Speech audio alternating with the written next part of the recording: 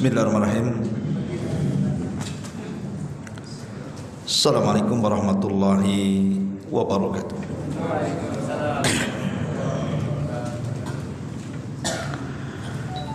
Alhamdulillah, wassalatu wassalamu ala rasulillah wa ala alihi wa sahbihi wa mawalah wa la hawla wa la quwata illa billahi wa ba'du. Alhamdulillah, segala puja dan puji hanya milik Allah subhanahu wa ta'ala. Salawat dan juga salam kita hadiahkan kepada Rasul kita Nabi besar Muhammad sallallahu alaihi wa ala alihi wasallam. Ma'asyiral muslimin yang dimuliakan Allah subhanahu wa ta'ala, biasa kita mengkaji siratul anbiya, sirah para nabi. Biar tidak bosan, kita selingi dengan tema yang lain, tema sederhana tapi penuh dengan nasihat untuk kita semuanya. Ma'asyiral muslimin yang dimuliakan Allah subhanahu wa ta'ala, tema di malam hari ini kita akan membahas tentang beberapa penyebab dan juga obat dari setiap permasalahan hidup manusia.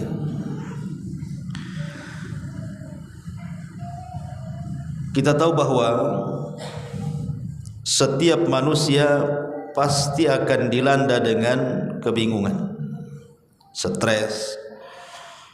Itu sebuah kepastian. Kan Allah subhanahu wa ta'ala mengatakan wa tilkal ayyam nudawiluha bainan nas. Hari-hari itu diputarkan oleh Allah subhanahu wa ta'ala di tengah-tengah manusia. Jangan lagi kita sekelas Nabi sallallahu alaihi wasallam saja hidupnya diputarkan oleh Allah subhanahu wa ta'ala. Terkadang senang, terkadang sedih, terkadang bahagia, terkadang juga gundah gulana. Itulah kehidupan Nabi sallallahu alaihi wasallam. Di permulaan dakwah Nabi sallallahu alaihi wasallam tidak ada satupun manusia yang menghormati Nabi. Itu di permulaan dakwah. Siapa yang menghormati Nabi di permulaan dakwah? Tidak ada. Yang ada justru Nabi SAW malah diejek, dikatakan gila, dikatakan tukang sihir, dikatakan tukang tenun, pemecah belah, macam-macam. Tetapi seiringnya waktu, setelah hijrahnya Nabi SAW dari Mekah ke Madinah dan Islam pun menyebar, maka Nabi SAW dimuliakan dan dihormati banyak manusia. Berawal dari dihinakan, berakhir dengan dimuliakan. Begitu hidup manusia. Ada yang tadinya hina menjadi mulia, ada pula terbalik yang tadinya mulia menjadi hina. Seperti Abu Lahab, Abu Jahal, itu orang mulia di zaman jahiliyah. Tapi ketika menolak Islam menjadi hina mereka. Ma'asyiral muslimin yang dimuliakan Allah Azza wa Jalla, apa saja penyebab-penyebab seseorang itu menjadi banyak berfikir, melamun, sedih, stres gitu ya? Apa saja penyebabnya dan apa obatnya? Yang pertama, ulama mengatakan biasanya alhammu sababuhu ad-dainu. Biasanya orang bingung, orang stres, orang banyak pikiran itu disebabkan banyak hutang. Disebabkan hutang. Dan ini dialami oleh sahabat Rasul, bukan kita saja yang stres tuh ikhwan kalau ada hutang tuh kan.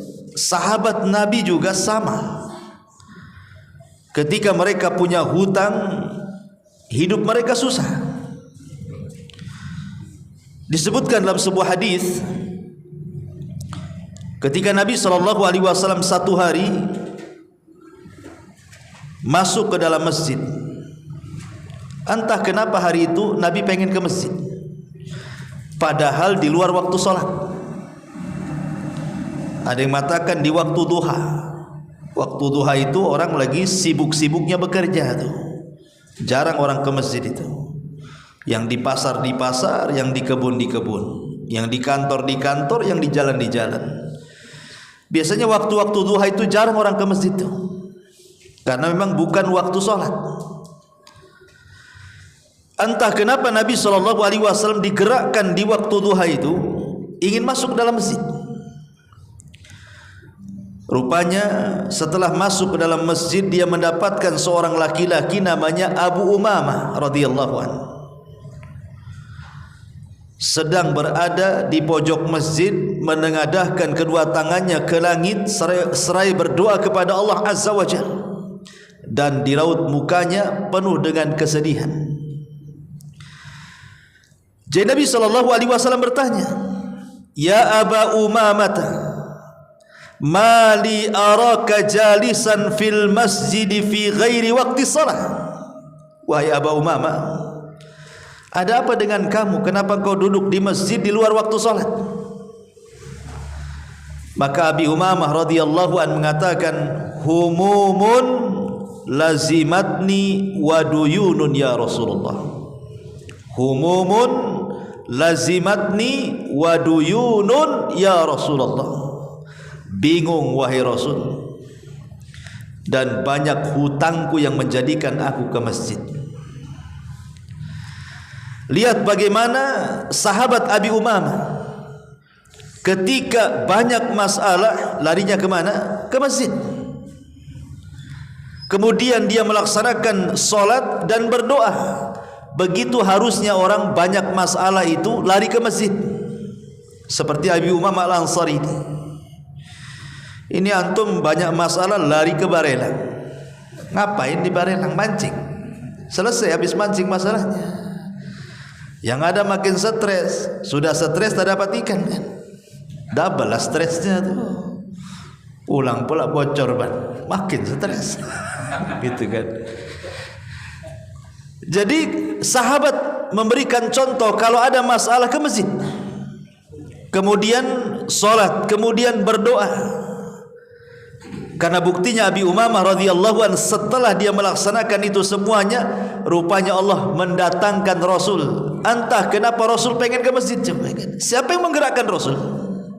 Kalau bukan karena doanya Abu Umamah tuh.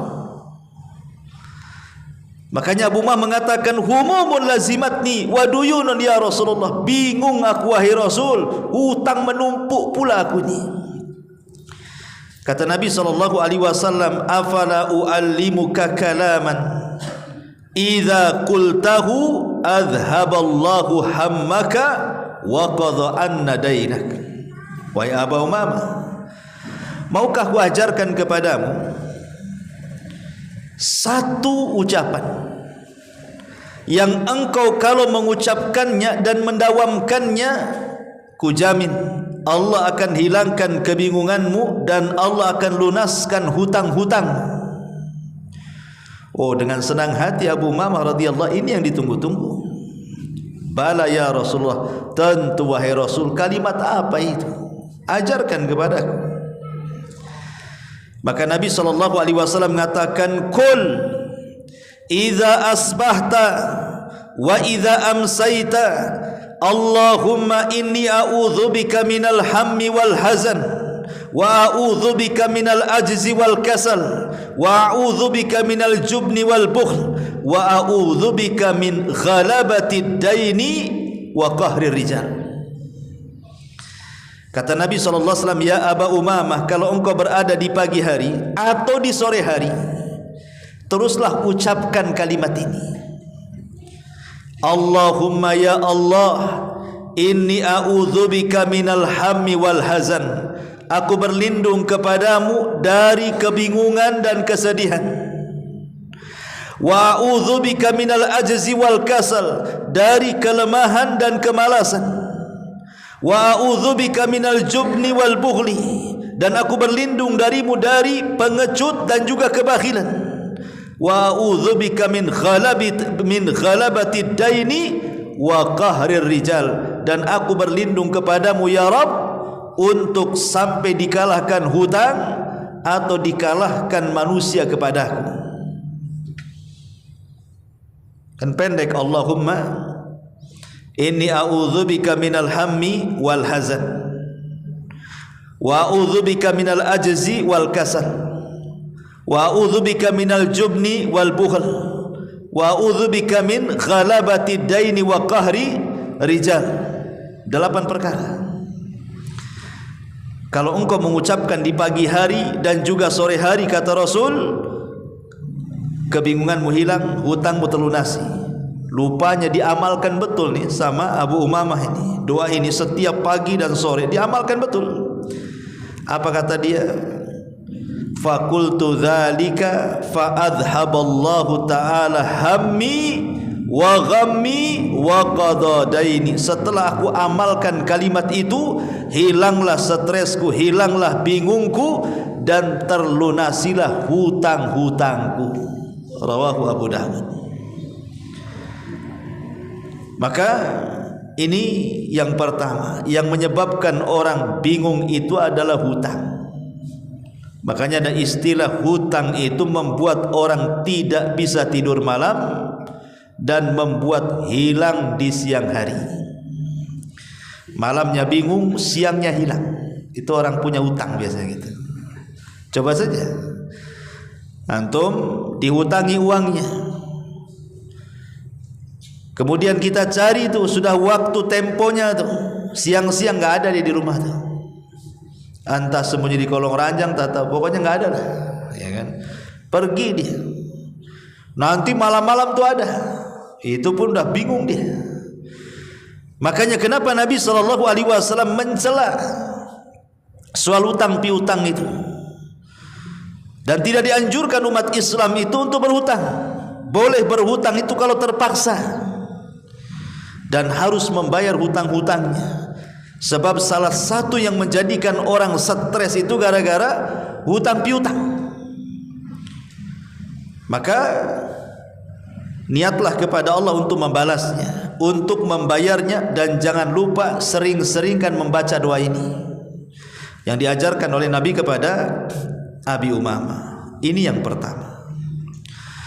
Kemudian yang kedua yang menyebabkan seseorang itu stres bingung adalah alhammu sababuhu at-tafkiru fil mustaqbal. Bahwa bingung itu disebabkan karena terlampau banyak mikir sesuatu yang akan berlaku, sesuatu yang akan terjadi, sesuatu yang akan datang. Dia bingung loh, udah dipikirkan loh hari ini tuh. Terutama kalau bicara masa depan itu biasanya bicara masalah pekerjaan tuh, atau masalah anak-anak. Apa yang harus saya makan besok? Kira-kira pendidikan anak saya gimana? Stres dibuatnya tuh. Ma'asyiral muslimin yang dimuliakan Allah Azza wa Jalla, ingat bahwa kalau itu soal pekerjaan, maka itu bicara soal rizki. Dan kalau soal rizki itu ikhwan, rizki itu sesuatu yang sudah ditakdirkan dan sesuatu yang sudah dicatat lagi. Artinya karena sesuatu yang sudah ditakdirkan dan dicatat, rizki itu tidak mungkin kemana. Sampai ada perdebatan antara Imam Malik dan Imam Syafi'i. Kata Imam Malik kepada Imam Syafi'i bahwa rizki itu tidak akan kemana, tanpa dicari pun dia akan datang. Kata Imam Syafi'i, tidak wahai Imam, rizki itu harus dicari. Jadi Imam Malik berpendapat rizki pasti datang, gak usah dicari pun dia datang dia. Tapi kata Imam Syafi'i tidak, rizki itu harus dicari, bekerja baru dapat rizki. Kemudian setelah perdebatan ini keduanya pergi. Akhirnya Imam Syafi'i rahimahullahu ta'ala kemudian berangkat menuju sebuah tempat safar. Di tengah jalan, kemudian dia melihat ada kakek-kakek yang sedang menggendong satu karung kurma. Dan kakek itu sudah tua, berat, ya, kayaknya berat kali dia gendong satu karung kurma itu. Jadi oleh Imam Syafi'i rahimahullah ta'ala, karena kasihan, ditolonglah kakek itu. Kemudian separuh kurmanya dibawa dia, sampailah ke pasar. Kemudian sebagai imbalannya kakek ini pun memberikan beberapa kurma yang dibawanya. Dari sini Imam Syafi'i punya hujah bahwa yang namanya rezeki itu harus kerja. Sebab kalau seandainya dia tidak membawakan kurmanya kakek itu, mana bisa dia dapat upah kan? Jadi dia ingin jadikan dalil kepada Imam Malik itu, dibawanya kurma upah itu. Kemudian datang kepada Imam Malik, kemudian mengatakan, ya Imam, sudah saya katakan bahwa rizki itu harus kerja. Buktinya nih saya dapat kurma setelah saya membantu orang tua.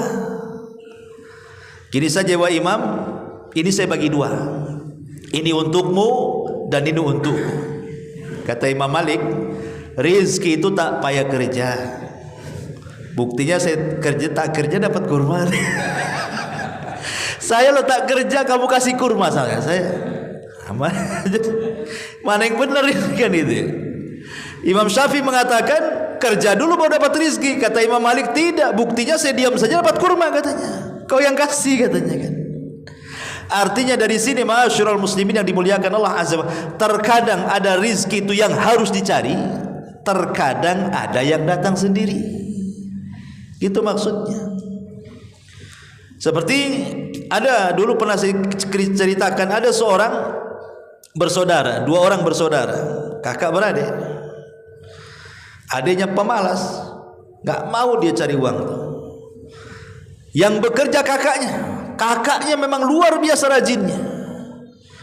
Akhirnya kemudian kakaknya ngomong sama adiknya, kalau engkau ingin makan kerja.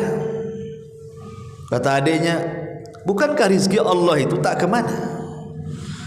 Dan saya tidak akan diwafatkan oleh Allah kecuali sempurnakan rizkinya. Kemudian kakaknya marah-marah sama adiknya, kemudian pergi. Dasar gila kamu katanya. Tunggu saja kelaparanmu katanya, kalau kau gak kerja katanya. Akhirnya kakaknya berangkat. Di tengah jalan rupanya ada mangga, ada pohon buah-buahan jatuh, kemudian berserak di jalan. Dalam bahasa fikih namanya luqatah. Ya, barang-barang jatuh diambil. Ketika dia melihat makanan itu, dia terpikir dengan adiknya, kasihan juga katanya. Bagaimanapun tuh adiknya tuh. Kemudian balik lagi membawa luqatah itu, membawa buah yang jatuh itu sambil dilempar. Hah, makan ini katanya. Habis itu kau kerja katanya. Apa kata adiknya? Kan sudah aku bilang bahwa rizki Allah itu tak kemana. Buktinya aku tak kerja dapat mangga katanya. Bayangkan. Subhanallah. Artinya bahwa rizki Allah itu pasti ada. Tapi bagaimanapun ya tidak boleh orang itu hanya menyandarkan dengan doa saja. Seorang muslim harus bekerja. Tapi yang ingin saya katakan bahwa rizki Allah lah itu tidak mungkin kemana, karena Allah sudah mentakdirkan setiap manusia itu dengan rizkinya. Lalu kalau seandainya manusia sudah ditakdirkan dengan rizkinya, ngapain anda bingung? Ngapain anda sedih? Sampai ada orang yang bunuh diri gara-gara ekonomi. Mana akalnya? Dibunuhnya dia, dibunuhnya anak-anaknya, kemudian ditaruhnya surat di situ. Kemudian alasannya apa? Faktor ekonomi. Emangnya yang ngasih makan anakmu itu kamu? Bukan. Yang ngasih makan anak kita itu Allah. Ya, lewat tangan kita. Tapi semua datang dari Allah Subhanahu wa taala. Nahnu narzuqukum wa iyyahum, kami yang kasih rizki kalian dan kami yang kasih rizki anak-anak kalian. Wa ma min dabatin fil ard illa 'ala Allah rizquha, tidak ada satupun binatang yang melata kecuali rizkinya sudah diatur. dahulu ada seorang ratu di zaman kerajaan Abbasiyah, namanya Ummu Ja'far Zubaidah Al-Abbasiyah, ma'ruf. Zubaidah istri daripada Harun Ar-Rasyid, ya. Jadi Zubaidah ini seorang dermawan, wanita yang sangat dermawan. Jadi adalah orang buta, sama-sama dua orang. Ada dua orang buta, dua-duanya buta. Mendengar bahwa seorang istri raja itu sangat dermawan. Akhirnya kemudian kedua-duanya pun ingin, bahasa kitanya ngemis lah ya, ingin meminta sesuatu. Ya karena mereka buta, tidak bisa bekerja. Ya dengan cara meminta-minta itulah caranya. Macam mana caranya orang buta kerja? Gak punya skill. Kecuali kau diajak gitu ya. Akhirnya kemudian dua orang ini datang dan berdiri di pintu siapa? Di pintunya istananya Zubaidah ini, Ummu Ja'far ini. Kemudian dua-duanya berdoa dan dilantangkan doanya. Yang satu mengatakan doanya, Allahumma rzuqni min fadli Ummi Ja'far. Ya Allah, berikan rizki kepadaku atas kemurahan Ummu Ja'far, maksudnya Zubaidah. Dan yang satu mengatakan, Allahumma rzuqni min fadlika ya Rabb. Ya Allah, berikan rizki kepadaku dari kemurahanmu ya Allah. Yang satu berdoa kemurahan Ummi Ja'far, yang satu berdoa kemurahan Allah. Bedanya, doanya beda ya. Jadi doa itu terdengar oleh Zubaidah ini, Ummu Ja'far ini. Doa keduanya. Yang satu berdoa meminta karunia Allah, yang satu meminta karunia Ummu Ja'far. Akhirnya Ummu Ja'far ini membuat siasat. Dengan cara apa? Orang yang berdoa,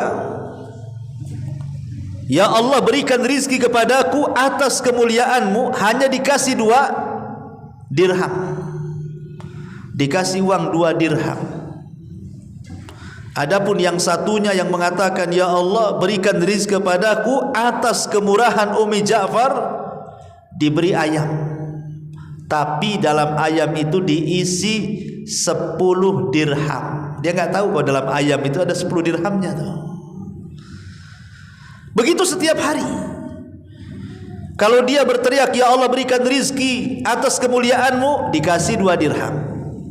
Yang satunya mengatakan, ya Allah berikan rizki atas kemurahan Ummu Ja'far, dikasih ayam. Tapi dalam ayam itu ada uang 10 dirham setiap hari, sampai 10 kali. Celakanya nih, yang dapat ayam ini tidak tahu dalam ayam ini ada uang 10 dirham. Jadi setiap dapat ayam, dia ngomong sama kawannya yang dapat 2 dirham, belilah ayam saya, katanya. 2 dirham saja nggak apa-apa. Akhirnya tiap hari dapat ayam, dijual 2 dirham, dijual 2 dirham. Dia tidak tahu kalau dalam ayam itu ada 10 dirham. Jadi enak tuh yang kawannya itu, dapat ayam dapat 10 dirham, yang satunya dapat 2 dirham saja kan gitu ya. Jadi setelah 10 kali marah nih Ummu Ja'far Zubaidah ini, dan mengatakan kepada yang dapat ayam itu, kamu ini gimana? Kamu sudah 10 kali loh kesini teriak-teriak, ya Allah berikan rizki kepadaku atas kemurahan Ummu Ja'far. 10 kali kau kesini, tidakkah kurang? Sudah ku kasih ayam, ku kasih pula kau 100 dirham katanya. Bingung pengemis ini, mana ada 100 dirham katanya, yang ada kasih ayam saja katanya. Dia tidak tahu, kata Ummu Zainab itu, Ummu Ja'far, tidakkah kau tahu fulan, bahwa dalam ayam itu ada 10 dirham setiap hari ku kasih di situ. Tapi lihat kawan tidak pernah berteriak-teriak. Dia hanya berdoa, ya Allah berikan rizki diriku. Dia meminta kepada Allah, tapi engkau meminta kepada aku. Lihat hasilnya. Yang minta kepada Allah dapat 10 ekor ayam, 100 dirham. Yang satu meminta atas kemurahan Ummu Ja'far, dapat 20 dirham saja. Ma'asyiral muslimin yang dimuliakan Allah Azza wa Jalla, dari sini kita tahu bahwa meminta kepada Allah, Allah senang. Tapi meminta kepada manusia, Allah murka. Manusia murka. Makanya kenapa Rasul mengatakan dalam sebuah hadis itu, Allah akan marah jika engkau tidak meminta kepadanya, dan Bani Adam akan marah jika engkau selalu minta kepadanya. Jadi Allah akan marah kalau engkau tidak minta kepadanya, tapi Bani Adam akan marah jikalau engkau selalu meminta kepadanya. Coba saja, datang ke tetangga, pertama pinjam sendok, pinjam garpu, pinjam pisau, pinjam bawang, dikunci itu rumahnya tuh. Dia lagi, marah dia kan. Padahal itu minta yang remeh kan, minta garpu, minta garam, itu kan remeh. Tapi kalau hari-hari minta kan, kamu ini siapa? Suami bukan, istri bukan kok. Saya minta-minta saja. Bagus kok lampu merah saja. Jadi orang itu kalau terus diminta-minta marah. Tapi kalau Allah diminta justru senang. Kalau tidak diminta justru marah. Itulah bedanya Allah dengan kita. Bahkan ada satu kisah menarik dari seorang ulama namanya Asam, Hatim Al-Asam. Dulu ada ulama salaf namanya Hatim Al-Asam. Jadi Hatim Al-Asam ini hidup di sebuah tempat bersama keluarga kecilnya. Jadi satu hari dia ada keinginan untuk haji tetapi tak punya bekal. Hatim Al-Asam ini pengen haji tapi tak punya bekal. Tapi keinginan hajinya kuat. Sampai satu hari banyaklah di daerahnya itu yang berangkat haji dengan menggunakan kafilah. Jadi dia pengen ikutlah, entah jadi pengawalnya, entah nanti kokinya, pokoknya sekalian haji sampai ke Mekah gitu ya. Jadi dia pamit dengan keluarganya. Semua keluarganya menolak. Kalau engkau pergi wahai Hatim, siapa yang ngasih makan kami di sini? Paling engkau memberikan sesuatu untuk kami paling lama 3 hari dah habis. Lalu setelah itu apa yang harus kami makan katanya? Tidak usahlah kau pergi haji katanya. Tapi rupanya ada anaknya yang kecil yang perempuan, anak Hatim Al-Asam ini memberi tahu dan mengatakan, kalau saya berbeda dengan yang lainnya. Pergilah wahai Abi, karena yang ngasih rizki bukan kamu, tapi yang ngasih rizki Allah katanya. Pergi saja. Akhirnya kemudian pergilah Hatim Al-Asam ini bersama kafilah. Karena tawakalnya luar biasa, Hatim Al-Asam ini walaupun dia berangkat gitu saja loh, nggak pakai modal, dia hanya ngikut kafilah orang. Rupanya Allah takdirkan yang pemilik kafilah itu sakit di tengah jalan. Kemudian Hatim Al-Asam ini pandai mengobati orang. Diobatilah pemimpin kafilahnya itu sampai sembuh. Akhirnya sama pemimpin kafilah itu dia mengatakan, ya Hatim, karena engkau sudah mengobati penyakitku, maka semua ongkos berangkat dan pergimu ke haji aku yang tanggung katanya. Lihat, rizki Allah. Tawakal. Ya, tapi jangan nekat. Nekat tuh antum naik sepeda dari sini ke Arab. Ngapain? Ya. Ma'asyiral muslimin yang dimuliakan Allah Azza wa Jalla. Lah, kembali ke keluarganya nih. Hatim Al-Asam ini sudah jauh pergi sana. Ini sudah lewat 3 hari. Perbekalan makanan di rumah mulai menipis. Mungkin bahasa kita beras dah habis, kulkas dah kosong, uang pula tak punya. Cemana mau belanja, apa yang mau dimakan? Bingunglah keluarganya Hatim Al-Asam ini. Kecuali yang tenang anak perempuannya. Tapi anak perempuannya mulai disalah-salahkan sama saudaranya. Gara-gara kamu, lihat makan apa kami katanya. Katanya rizki itu dari Allah. Mana katanya. Akhirnya streslah dibuatnya anak perempuan yang tawakal itu. Akhirnya anak perempuan ini berdoa kepada Allah. Lah kebetulan ketika itu ada rombongan Amirul Mukminin lewat di desanya Hatim Al-Asam itu. Jadi pemimpin wilayah itu sedang jalan-jalan bersama para pejabat lainnya. Lah kebetulan singgah di desanya Hatim Al-Asam itu. Allah takdirkan Amirul Mukminin kehausan karena kehabisan air. Akhirnya kemudian dimintakan minum. Pas pula yang dimintai minum itu rumahnya Hatim Al-Asam. Kemudian ditanya, ini rumah siapa? Ini rumahnya hamba-hamba dari hamba Allah yang saleh, katanya. Namanya Hatim Al-Asam. Kaget Amirul Mukminin ini. Karena nama itu nama kondang. Nama yang sangat kondang, seorang alim ulama besar. Ya. Akhirnya kemudian dia mengatakan, kata pengawalnya, demi Allah wahai Amirul Mukminin, aku mendengar berita Hatim Al-Asam sedang pergi haji. Dan ini sudah beberapa hari keluarganya tidak makan. Mendengar seperti itu kata Amirul Mukminin, demi Allah kita harus menghormati ulama. Dia sedang pergi haji dan keluarganya kelaparan. Kalian para pejabat harus mengeluarkan uang kalian masing-masing, kita sumbangkan kepada Hatim Al-Asam dan keluarganya. Subhanallah. Akhirnya dikeluarkan, mau tidak mau pejabat yang lain, karena yang minta presiden. Ya, akhirnya nyumbanglah. Subhanallah. Akhirnya rumah itu penuh dengan harta. Ya. Kuasa siapa ngirim Amirul Mukminin lo ngasih uang itu ke Hatim Al-Asam? Itu kuasa Allah.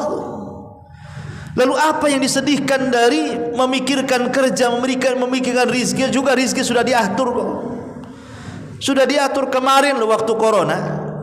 Waktu corona kemarin itu kan perusahaan banyak yang gulung tikar kan, jatuh sana jatuh sini. Tidak boleh orang keluyuran pun tak boleh. Tapi setelah corona lewat, gemu-gemu antum. Siapa yang ngasih makan waktu corona antum? Nggak ada. Orang mati ya mati karena kena corona, bukan kelaparan. Ya kan? Nah dari sini ma'asyiral muslimin, lalu apa yang disedihkan?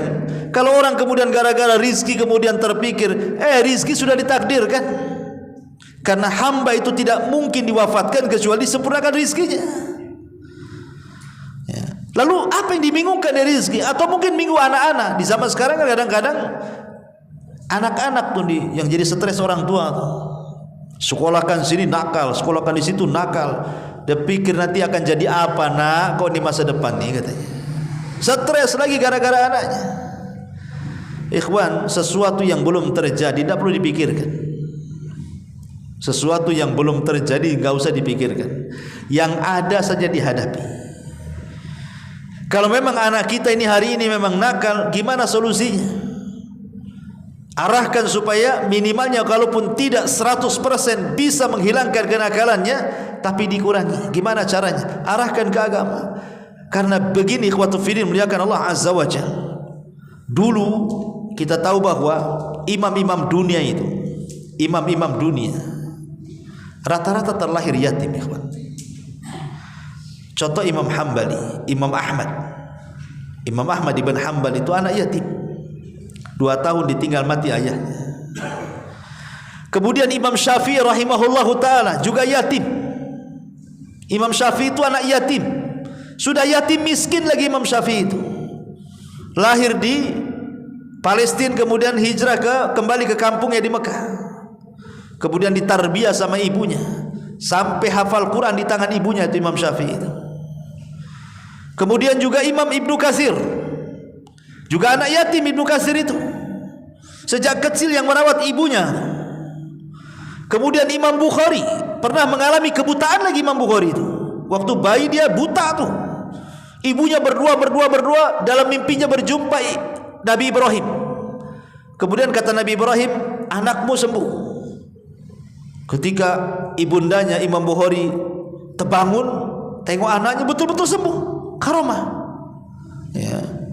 Jadi kalau kita lihat sesuatu yang kita tidak menduga di masa kecil, rupanya ketika sudah besar menjadi ulama-ulama terkenal kan, ulama-ulama dunia kan.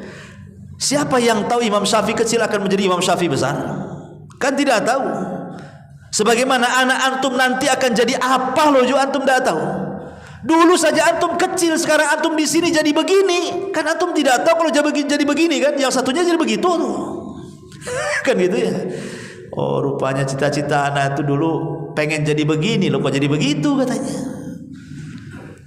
Kita tidak tahu masa depan kita saja waktu kecil sampai sekarang sudah tua loh, tidak tahu masa depan, rupanya jadi seperti ini.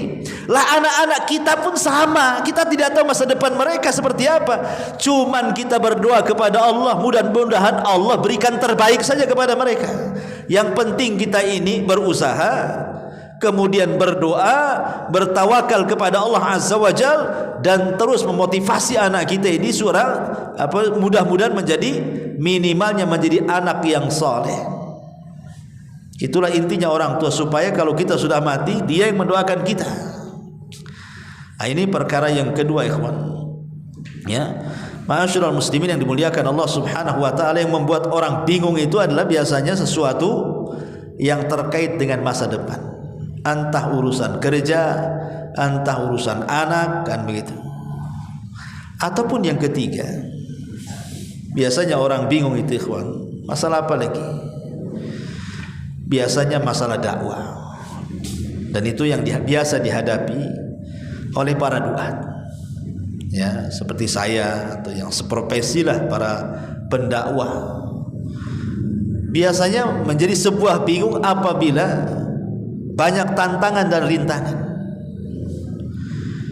Kita lihat, ya mungkin alhamdulillah saya sih nggak begitu ya mendapatkan rintangan. Tapi kalau dengar kawan-kawan yang di daerah-daerah, di desa-desa, kadang-kadang mereka berdakwah itu sampai di demo, kan itu ya, tantangan mereka itu dicaci, dihina, dicap sesat, macam-macam lah, dituduh macam-macam. Ya, tentu ini tantangan tersendiri dalam berdakwah itu. Tetapi ma'asyiral muslimin yang dimuliakan Allah Azza wa Jalla, seorang dai memang harus kuat. Antum kalau jadi dai harus kuat. Harus kuat dari omelan orang, harus kuat dari fitnah orang, harus kuat dari ghibah orang, harus kuat dari cacian makian orang. Karena itu konsekuensi dakwah. Nabi saja tidak lepas daripada cacian, makian, hinaan, kan? Maka kita pun akan sama.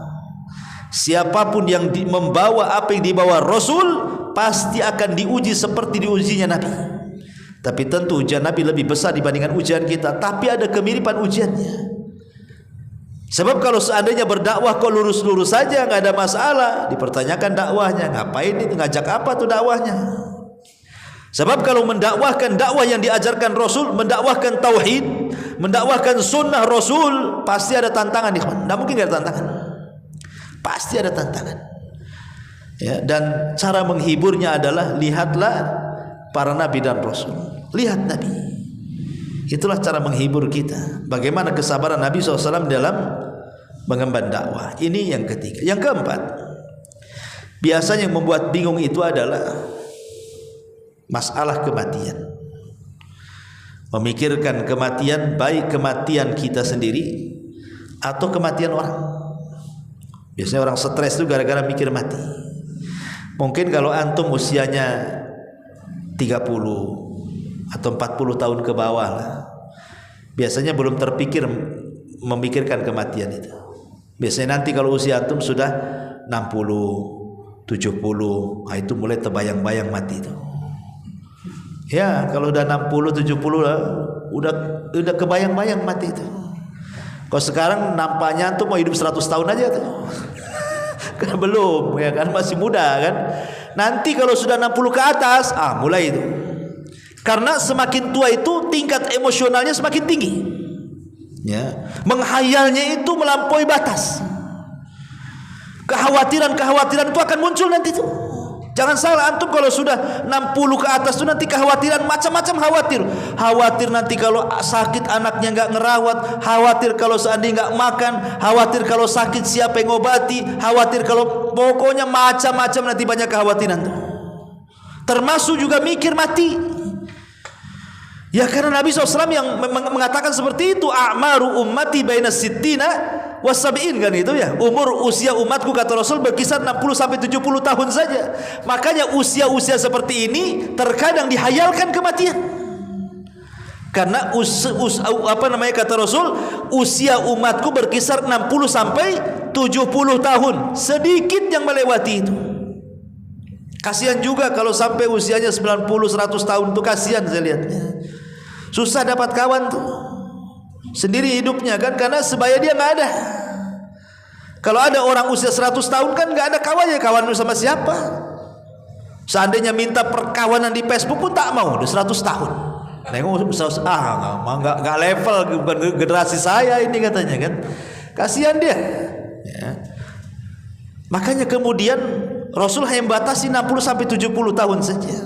Lah biasanya kematian ini membayangi kita tuh, sehingga kita stres. Ataupun kematian orang, entah anaknya mati, entah pasangannya mati, entah orang tuanya mati, entah orang yang dicintainya mati, pasti akan membawa stres tuh. Itu bawa stres. Jangankan lagi setingkat kita ya. Nabi SAW saat kematian Khadijah itu tidak bisa lepas tuh. Hampir setahun Rasul tidak bisa melupakan Khadijah. Makanya tahun meninggalnya Khadijah disebut Amul Hazni, tahun kesedihan. Ketika ada saudarinya Khadijah mengetuk pintu, suaranya seperti suara Khadijah. Teringat lagi Rasul kepada Khadijah, langsung menyembelih kambing, dibagi-bagikan ke teman-teman Khadijah. Setiap dia mengingat Khadijah, dia pasti sembelih kambing, dibagikan ke kawan-kawan Khadijah. Sampai Aisyah radhiyallahu anha cemburu dan mengatakan, Rasul, ngapainlah kau mikirkan wanita yang sudah tua mati lagi?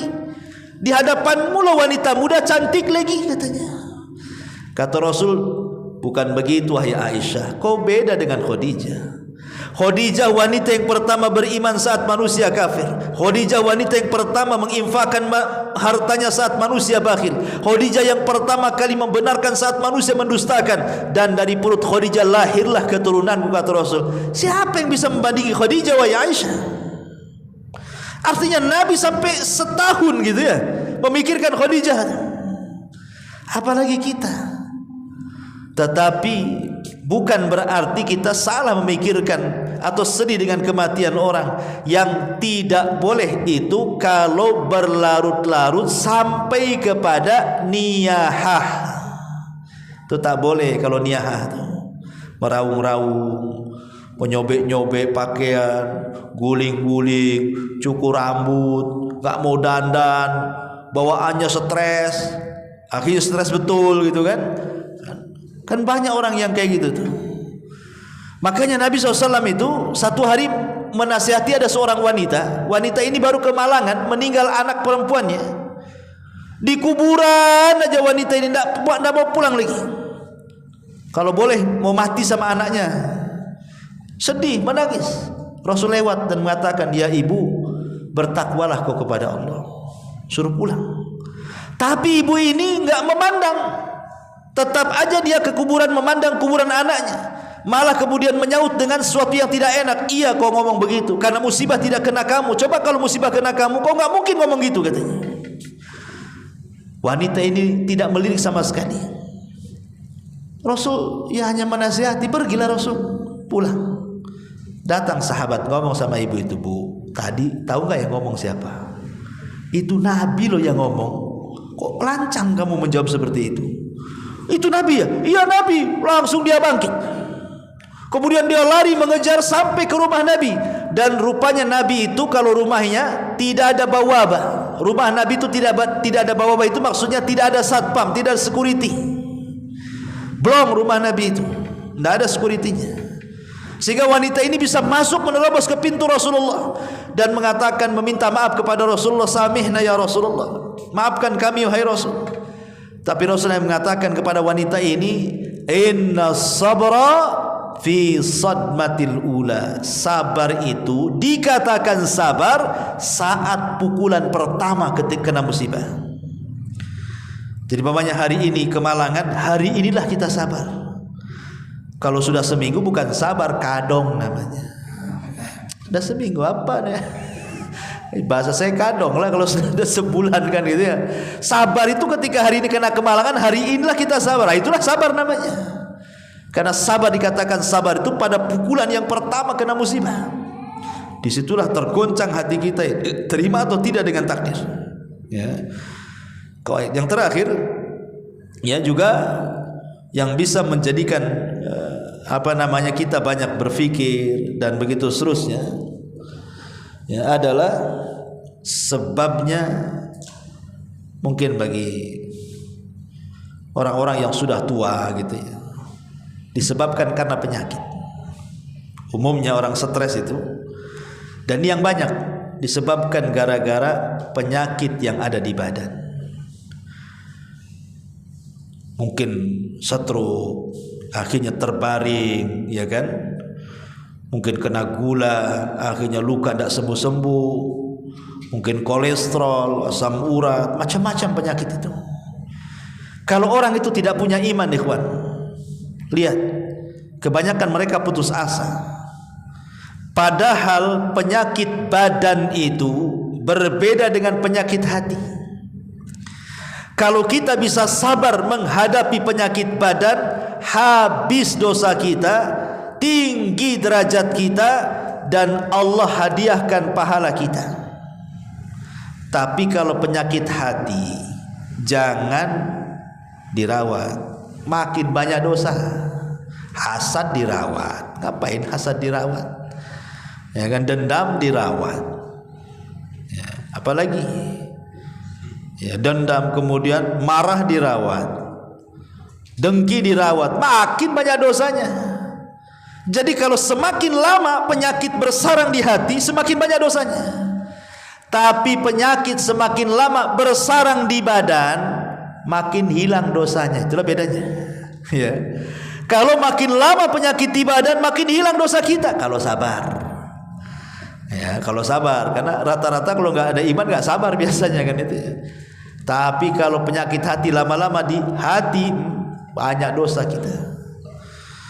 Artinya bahwa kalau kita diuji dengan penyakit, dan semua orang pasti terkena penyakit, cuman ada yang belum waktunya saja. Nanti antum-antum yang muda-muda itu akan merasakan itu. Allah kurangi nikmat kita itu pasti ada waktunya. Allah sedikit-sedikit kurangi nikmatnya itu. Kalau sekarang yang muda-muda itu oke lah, masih sempurna lah, 99% itu masih semua bisa dimakan. Mau jengkol mentah, jengkol matang, jengkol masak, jengkol rebus, jengkol bakar, semua bisa, ya kan? Nanti udah tua, nggak bisa. Yang bakar kolesterol, minyak-minyak kan itu. Yang rebus memang tak ada kolesterol, gula pula naik katanya. Pokoknya serba salah nanti ini. Yang dibakar salah, yang direbus salah. Ya, semua serba salah. Nanti ada waktunya antum serba salah makan. Artinya bahwa sedikit demi sedikit itu nikmat Allah pasti dikurang tuh. Karena nikmat Allah itu awalnya, kemudian dari awal sedikit, kemudian banyak sampai pada puncaknya. Tapi setelah pada puncaknya Allah kurang sehingga sebagaimana awalnya. Begitulah manusia. Ada awal, ada tengah, ada akhir. Dan akhir akan sama dengan awalnya. Makanya lihat orang tua itu kurang lebih dengan bayi. Kalau bayi kita rawat masih lucu. Orang tua dirawat jengkeli, ya kan? Nah, tapi memang harus sabar. Justru disitulah pahalanya. Ya. Kalau anak kecil, kita punya anak kecil nih dirawat, dia sakit, pengen hidup, jangan sampai mati. Kalau orang tua nih sakit, kapan matinya ini gitu. Kan gitu ya. Itulah bedanya kita merawat anak bayi dengan orang tua tuh. Tapi nanti akan ada masa-masanya seperti itu. Itu yang dikhawatirkan orang sudah tua ini. Kalau saya sakit cemana. Jadi tidak positif cara berpikirnya itu, negatif sama cucu-cucunya, sama anak-anaknya itu. Ya kayaknya mau dibuat atau mati aja kayaknya di orangnya. Karena orang tua itu sensitifnya luar biasa. Dan itulah anak harus sabar. Makanya pentingnya kita mendidik anak yang soleh dan soleh itu, supaya ketika kita sudah tua, mereka paham tanpa harus diminta. Karena sehebat apapun anak itu berbuat baik kepada orang tua, tidak mungkin sebanding berbuat baiknya orang tua kepada kita. Nggak akan ada ceritanya. Makanya di zaman dulu, di zaman Umar bin Khattab radhiyallahu anhu mengatakan, ya Amirul Mukminin, saya sudah persis seperti orang tuaku berbuat baik kepadaku. Dulu orang tuaku yang menceboki aku, sekarang aku yang menceboki dia. Dulu orang tuaku yang menyuapi aku dan memberikan minum kepadaku, aku sekarang yang meminumi dan menyuapinya. Pokoknya apapun yang dilakukan orang tua, kulakukan. Cukupkah wahai Amirul Mukminin? Kata Umar, tidak. Tidak. Karena orang tuamu ketika merawat dirimu diharapkan kehidupanmu, tapi engkau merawat orang tuamu diharapkan kematiannya. Kan gitu. Coba kan antum nih, pamannya nih, orang tua sakit, antum sudah berusaha masukkan rumah sakit mana di sini, antum harus jual mobil, jual rumah, jual tanah, ujung-ujungnya mati juga. Apa kata antum itu? Memang sudah waktunya. Kan gitu ya. Mau diapakan lagi? Udah waktu, udah tua juga. Kan gitu ya. Tapi kalau antum punya bayi, antum usahakan disembuhkan itu, kemudian meninggal, rasanya itu sedihnya nggak ada. Nah kalau bagus aku aja yang mati. Itu kalau bayi itu. Ya. Tapi kata-kata itu nggak ada sama orang tua. Ya, nggak ada yang mengatakan, Pak, aku aja yang mati gitu. Nggak ada. Itu sudah waktunya katanya. Memang udah waktunya meninggal, mau diapakan lagi katanya. Udah tua juga. Ya. Kasihan juga kalau hidup katanya. Masih kasihan kalau hidup, dibayangkan. Itu kan lebih baik mati namanya. Ada orang yang bahasanya kok kayak gitu ya. Jadi intinya bahwa lah kematian ini sesuatu yang dipikirkan. Tetapi kalau kita melihat manusia terbaik Nabi SAW itu juga ditimpa dengan ujian kematian. Saat di perut ibunya dia sudah yatim, meninggal ayahnya. Belum lagi brojol ke bumi dia sudah yatim. Kemudian brojol ke bumi baru usianya 6 bulan, 6 tahun, meninggal pula Aminah ibunya, yatim piatu. Baru dia mendapatkan rawatan kakeknya Abdul Muthalib 2 tahun, meninggal lagi lah kakeknya. Bayangkan. Kemudian berpindah kepada Abu Thalib, hidupnya susah. Akhirnya kemudian setelah lama-lama dia pun dapatlah kesenangan menikah dengan Khadijah. Khadijah meninggal pula setelah Hasr, pemboikotan tuh. Kemudian anak-anaknya baru punya anak Abdullah, Qasim dulu belum usia genap setahun dan meninggal. Kemudian Khadijah hamil lagi, punya anak Abdullah, itu setelah diangkat jadi nabi itu meninggal lagi. Kemudian punya anak laki-laki lagi Ibrahim, tapi dari Maria Kiptiah, meninggal lagi. Kemudian anak perempuannya meninggal, Rasul masih hidup. Zainab meninggal, Rasul masih hidup. Ruqayyah meninggal, Rasul masih hidup. Ummu Kulsum meninggal, Rasul masih hidup, kecuali Fatimah meninggal setelah Rasul meninggal 6 bulan. Tapi semua anak-anak Rasul meninggal saat Rasul masih hidup, baik anak laki-lakinya atau anak perempuannya. Coba bayangkan, anak laki-lakinya 3-3-nya meninggal di waktu bayi, anak perempuannya 3-3-nya meninggal ketika Rasul masih hidup. Sebelumnya ayahnya meninggal, ibunya meninggal, kakeknya meninggal, pamannya meninggal. Ingat, kalau antum cerita kesedihan orang meninggal, Rasul harusnya orang yang paling sedih. Tapi dia orang yang paling sabar untuk dijadikan contoh bahwa semua orang itu pasti meninggal. Kalau anda pernah meninggal anak, Rasul pernah meninggal anak. Anda pernah meninggal istri, Rasul meninggal istri. Anda pernah meninggal orang tua, Rasul meninggal Rasul. Apalagi alasan kita ya. Tetapi yang paling sedih bagi Rasul itu adalah 2 kematian. Pertama Khadijah, yang kedua Ibrahim, putra beliau. Sampai-sampai dia menangis 3 hari Rasul itu karena kematian Ibrahim. 3 hari menangis. Ketika Abdurrahman ibn Auf bertanya, ya Rasul, kenapa kau menangis? Bukankah kau yang melarang tidak boleh meratap? Kata Rasul kepada Abdurrahman ibn Auf, ya Abdurrahman, ini bukan ratapan, ini tangisan rahmat, tangisan kasih sayang orang tua kepada anak. Wajar saya menangis karena beratnya saya berpisah dengan Ibrahim, maksudnya putra Maria Al-Qibtiyah. Wallahu a'lam bishawab. Ikhwatu fillah, muliakan Allah Subhanahu wa taala, mudah-mudahan ada manfaatnya. Ini nasihat saja. Tutup dengan doa kafaratul majlis. Subhanaka wa bihamdika asyhadu an la ilaha illa anta astaghfiruka wa atubu ilaik. Allahu ta'ala. Assalamualaikum.